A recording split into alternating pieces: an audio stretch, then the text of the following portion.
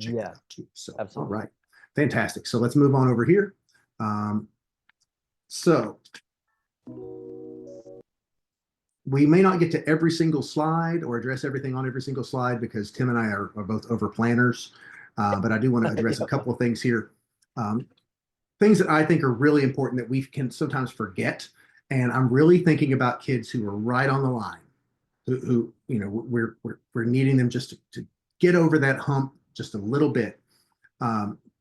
You know, we want them to, sometimes we want them to analyze what they read, but first they have to get it. So I am talking specifically about rhetorical analysis here, but I also am thinking about the synthesis questions when they're reading those sources. They have to get the source. And so sometimes, especially if you're in a situation where they've had lit first, or you're teaching literature at the same time because of your state mandates or whatever, they may start trying to interpret or start trying to read it. They just need to comprehend what it's talking about first. That is so important, right? They don't have to overthink it. You know, if you're an English teacher, you might be an overthinker. They can't analyze it if they don't understand what it is saying. So really just the nuts and bolts, you know, what's it saying? Who's it? What's it arguing? What evidence are they using? Who's their audience? The basics of the rhetorical situation. They have to live there too. And then I want you as a teacher to think about how you think about those things as you read and teach that. That's what we do innately. And so sometimes we forget to teach it. And so maybe being able to relax and step back and over these next several weeks, just spend some time with text and saying, hey, what's the rhetorical situation here? Let's talk about this. Now, here's an argument. What's the rhetorical situation? Here's a synthesis question, an argument. What's the rhetorical situation? You know, the basics of that, because they can get so caught up in trying to read between the lines. And really the language class, that's not what it's about necessarily. Anything that can help them develop a better understanding of what they're reading will support their analysis. All right, it's the same advice there for literature too.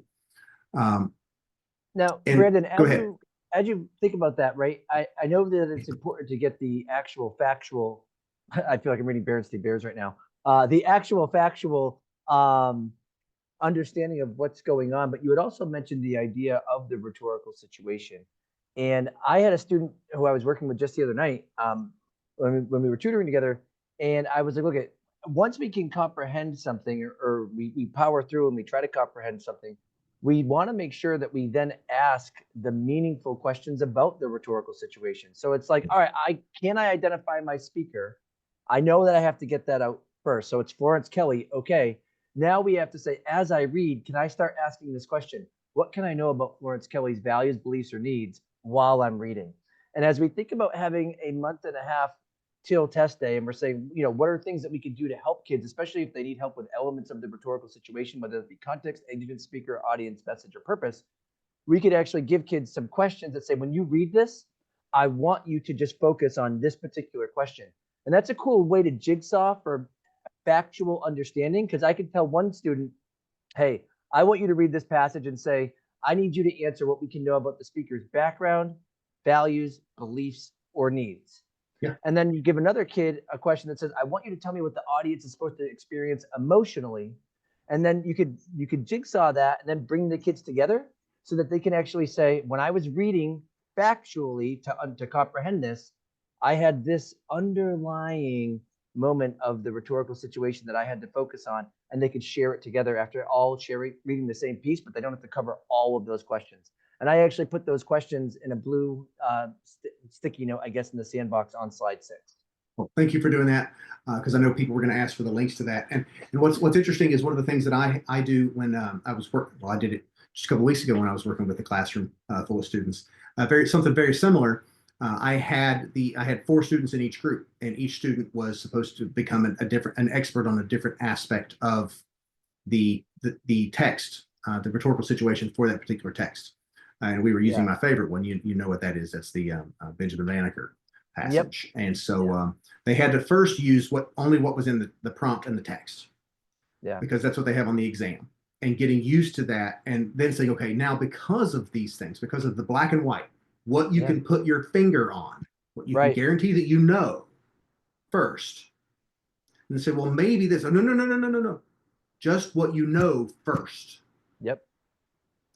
Now, what do we think we know, or what might we know, or what could be implied here? In other words, what can Yep. we infer? Yep. And then say, well, I think this is okay, great. Now go put your finger on something. Because if you're going to talk about what you think you know, or why you think somebody did something, made a choice, you have to be able to go back and put your finger on a piece of evidence in the text. Yeah. Right? And then I had them come together and start bouncing ideas off of one another, and they saw how all those aspects of the situation came together. So yeah, very similar, very similar. Thank you. And these are things, I think this has to be said, Tim. None of you hopefully will say, "Oh, I wish I'd done that. It's too late." No, it's not too late. It's not. And I hear things all the time. I talk to teachers every day in different districts, and I'm like, wow, that's really cool. I'd like to try that. All right. But you can't try everything. Okay. That's right. So you can't try everything. Just remember that and don't feel bad. Don't beat yourself up. All right. Yep. So let's move on here a little bit. Just as you change over the slide, I'm just going to say one thing about the questions that I put in on page 6 of the sandbox there. Those questions, all of those questions are like, if you read any multiple choice question for any of the reading passages on the multiple choice, they are directly connected to one of the 6 questions that I put there. So any multiple choice question is a deviation from a core element of those kind of critical reading questions. But anyway, I'm labeling them Tim's questions right now. Yep. So people know that they are there. Awesome. And they can go and find them. Right. And if you're getting the recording, you're seeing the questions on the screen, but also we will leave this open so you can see it. You won't be able to modify it, though. I will close that off so you can't modify it. All right. So sorry, I went the wrong way. All right. So real quickly, just a reminder to people, probably a reminder. Okay, we have an excerpt here from the introduction to our book. And this is a testimony by Army Private First Class Jessica Lynch. And if you don't know the story, she's from West Virginia. She was captured in Iraq, and then they rescued her. But the military and government told one story. She told a different story, and this is the congressional testimony. But I want students need to be comfortable with looking at the structure of a text. And that's as basic as looking at the paragraphs and the paragraphs' relationships to one another. And so, yeah, we can look for shifts. Okay, we want people to look for shifts. Shift happens, yes. All right, and shifts are important, especially in argument, because what happens after the shift is probably the purpose of the passage. So if I'm looking at Tim, I'm like, hey, Tim, man, I love you. We've worked together for so long. You're just a great guy, and your wife is just wonderful too, and all your kids. But well, everything I said before that means nothing. Means nothing. Right? No offense, but yeah. Yeah, right. Whatever comes after the shift is probably the most important thing. And so we don't have time to read all of this, but I do want to show in the first paragraph, she's talking about her memories of what had happened and growing up in West Virginia. Shout out to West Virginia. I'm from not far from there. Then she has this one simple paragraph by itself. It was not true. Hopefully kids would pick up on the fact that it says it was not true. She says, I repeatedly said this and corrected these stories. And then we get to this, however. And the purpose of what she's saying here comes after this. She's still confused. She wants to celebrate the heroics of these other people. And then she gets to this paragraph of the bottom line.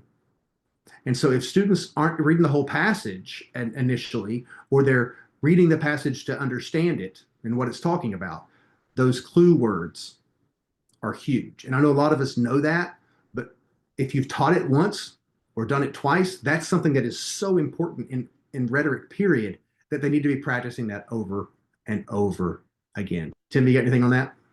I do, actually. So can you go back to that excerpt for just a minute? I love this excerpt because it's really short, okay? And one of the things that I like to show my kids is I always tell my students, right, when you're reading anything, the shortest sentence is probably the most important sentence.